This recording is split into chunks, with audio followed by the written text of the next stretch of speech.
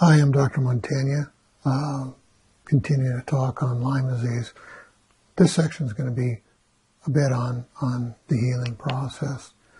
You know, in reality, we have a very strong mental impact on whether we're going to heal or not. There's a lot of studies on whether people believe a treatment's going to work, on whether it's actually going to help or not. From a biblical standpoint, we look at healing. There's a huge thing on belief right there. There's a verse in Hebrews 3 says, "So we see they were not able to enter because of their unbelief." And sure, that's talking about the children of Israel not being able to get into the promised land, but it has very much to do with all the aspects that we have to deal with in life. If we believe them, we empower them. If we don't believe in them, then it doesn't empower what's going on. And there are quite a bit of studies looking at things like that. One of the problems with what we believe is commonly we've been lied to, and commonly we believe the lies. And when we believe the lies, it bars us from the ways of healing. Mark Twain put it this way: it ain't what you don't know that gets you into trouble. It's what you know for sure that just ain't so. When we start looking at some literature as far as that goes, Business Week put out a cover article quite a long time ago talking about medical guesswork. And they were reflecting on a New England Journal of Medicine study from back in 2007, looking at the effectiveness of medical intervention. And the study, a couple things to quote out of that. First, relatively little rigorous evidence is available about which treatments work best. And second, the financial incentives for both providers and patients tend to encourage the adoption of more expensive treatments. The bottom line of that is only 20 to 25% of the treatment regimens are effective. So 75-80% of what people are prescribed really aren't that effective. The studies show that. Business Week advertised it, and we keep going on after things. Mark Hyman kind of put it this way. He says, unfortunately, in our healthcare system, business trumps science every time. When we start to look at the research out there, 40% of the best designed peer-review scientific papers published misrepresented the actual findings that the research showed. They call this spin, and Mark Hyman suspects that the spin of an American papers is higher than 40%. He figures it's probably closer to 75%. And the sad issue is the research looking at why that is about 75-80% of it's overt fraud. It's not mistakes most of the time. Then we start to look at our education system. From an article in JAMA, Journal of the American Medical Association, back in 2004, says despite the changes that have been made in the fundamental approach to medical education, it hasn't changed since 1910.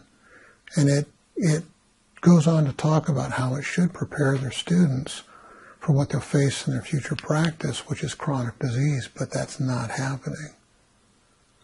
Now, JAMA's being honest with the public as far as that goes, because natural medicine, it doesn't really look like there's really much difference.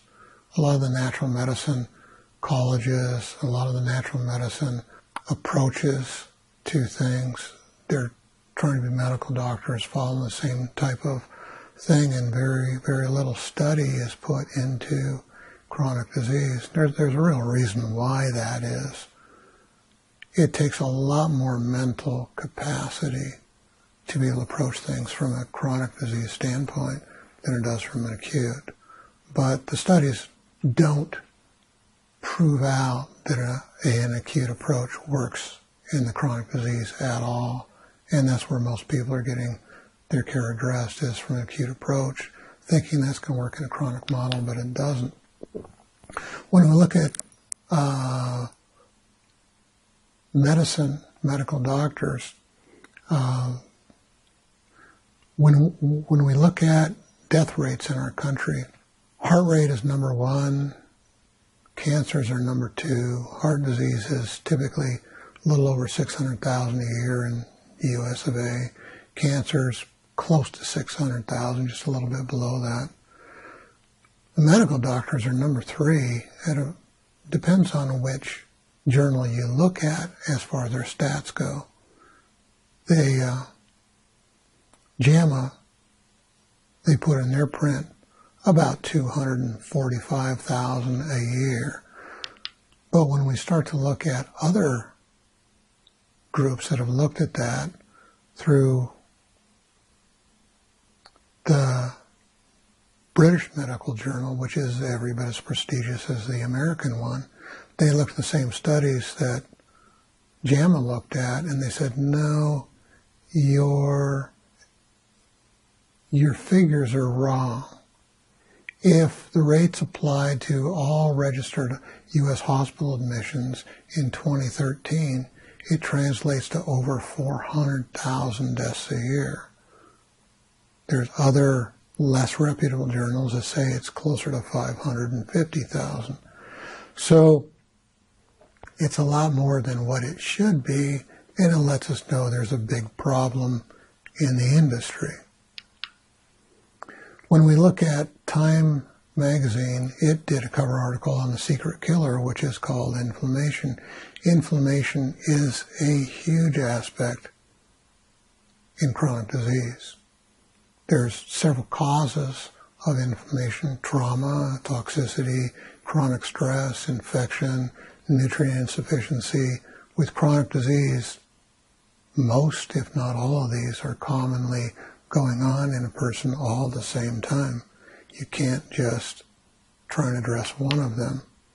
So when we look at the healing, we really need a different model of healing that offers a lot more practical solution.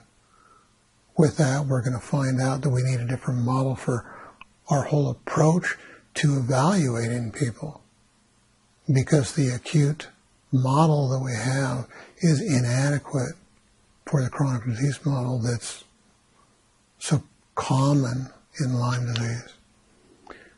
So we'll close this section with the quote from Mark Twain: "It ain't what you don't know that gets you into trouble. It's what you know for sure that just ain't so." If you like this video, click the like down below, subscribe to our channel. We'll be back with more videos.